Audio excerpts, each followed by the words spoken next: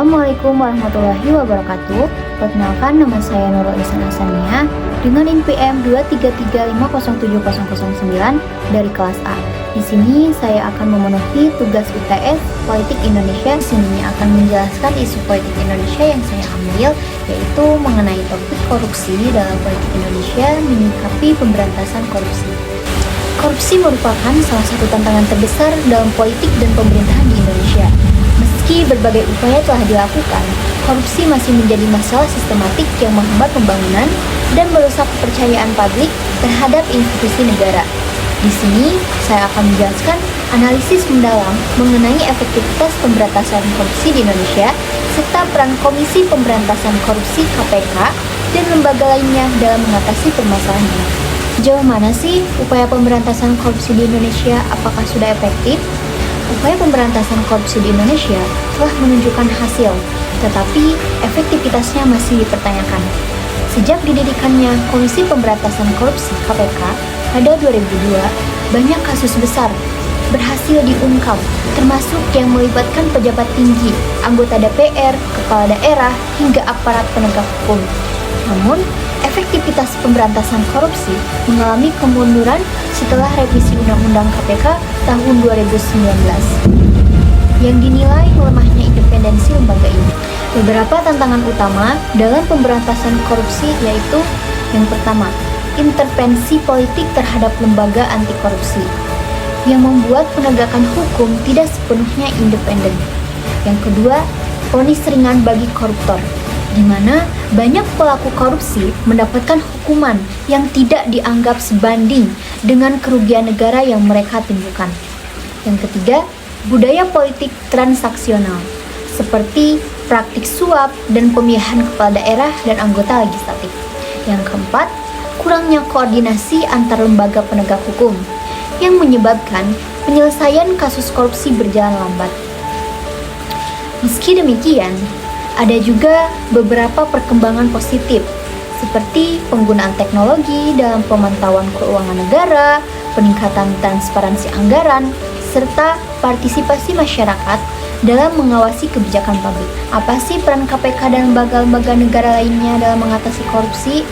Yang pertama, Komisi Pemberantasan Korupsi (KPK).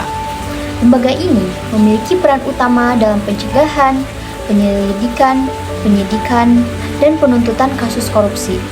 Namun, setelah revisi UU KPK, kewenangannya melemah karena harus berkoordinasi dengan kepolisian dan kejaksaan dalam melakukan penyelidikan dan penyitaan barang bukti. Yang kedua, Kejaksaan Agung dan Kepolisian. Selain KPK, kejaksaan dan kepolisian juga memiliki kewenangan dalam menangani kasus korupsi, meskipun efektivitasnya sering dikritik karena dugaan intervensi politik dan rendahnya tingkat penyelesaian kasus besar. Yang ketiga, Badan Pemeriksa Keuangan (BPK). Lembaga ini bertugas mengaudit penggunaan anggaran negara dan mengidentifikasi potensi penyalahgunaan keuangan. Namun, hasil auditnya tidak selalu ditindaklanjuti dengan penegakan hukum yang tegas. Yang keempat, Pusat Pelaporan dan Analisis Transaksi Keuangan (PPATK). Lembaga ini berperan dalam menganalisis transaksi keuangan yang mencurigakan dan membantu mengungkapkan aliran dana hasil korupsi. Yang kelima, Komisi Yudisial dan Mahkamah Agung bertanggung jawab dalam memastikan peradilan kasus korupsi berjalan secara adil dan independen, meskipun putusan pengadilan terhadap koruptor sering dinilai terlalu ringan. Untuk meningkatkan efektivitas, diperlukan reformasi hukum yang lebih kuat, independensi lembaga anti korupsi, serta partisipasi masyarakat dalam pengawasan kebijakan publik. Komentar pribadi saya terhadap menyikapi pemberantasan korupsi, menurut saya, pemberantasan korupsi di Indonesia masih membutuhkan reformasi yang lebih serius. Bukan hanya dari sisi hukum, tetapi juga dari mentalitas masyarakat dan elit politik. Beberapa langkah yang perlu diperhatikan, yaitu memperkuat kembali KPK.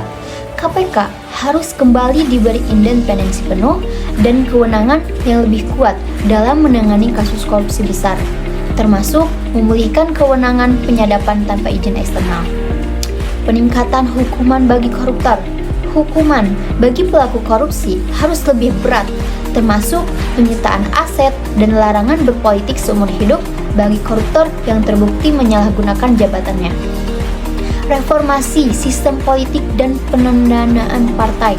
Perlu adanya regulasi yang lebih transparan terkait pendanaan partai politik agar tidak ada lagi balas budi kepada donatur yang mendukung kampanye politik.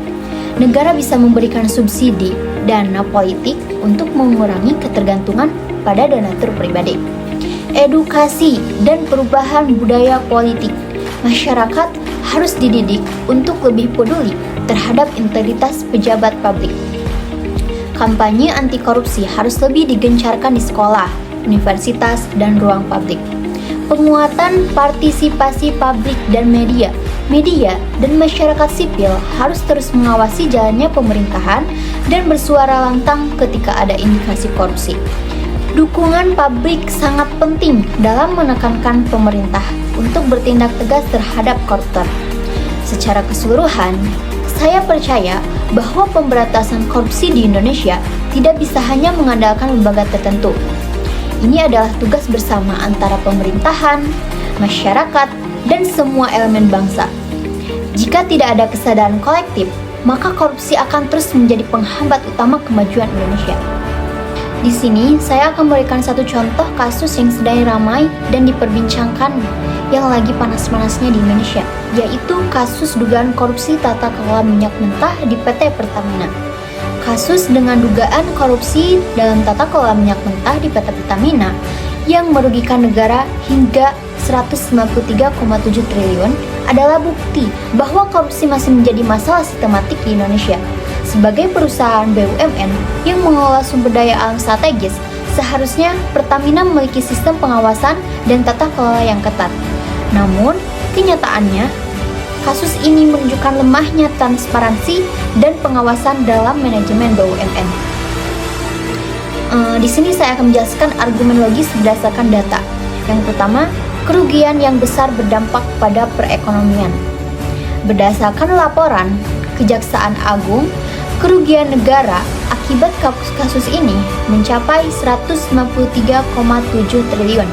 Jumlah yang sangat besar dan setara dengan 40% anggaran infrastruktur Indonesia tahun 2024.